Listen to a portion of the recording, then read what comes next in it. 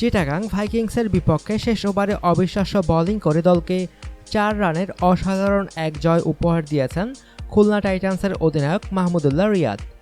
চিটাগাংয়ের শেষ ওভারে দরকার ছিল মাত্র 6 রান, হাতে 4 উইকেট। এমন সমীকরণে বোলিংয়ে এসে মাহমুদুল্লাহ দিলেন মাত্র 1 রান, নিলেন 3 উইকেট। রাজশাহী কিংসের বিপক্ষেও এভাবেই প্রথম ম্যাচ জিতিয়েছিলেন দলকে।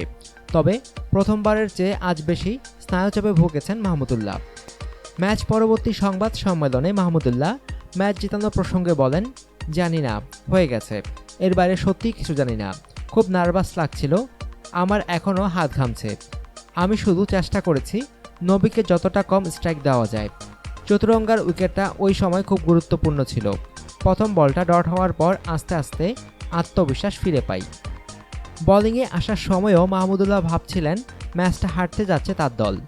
6 বলে 6 রানের সহজ সমীকরণের সঙ্গে ক্রিজে তখন 2 সেট ব্যাটসম্যান মোহাম্মদ নবী ও চতুরঙ্গা ডিসিলভা।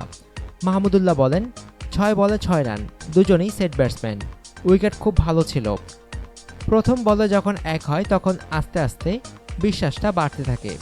উইকেটটা পাওয়ার পর আত্মবিশ্বাসটা আরও ভালো হয়। কোনো মেন্টাল গেম ছিল না।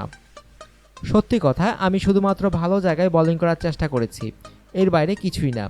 কারণ আমি চিন্তা করেছিলাম ম্যাচটা হেরে গেছি, জাস্ট এটুকুই।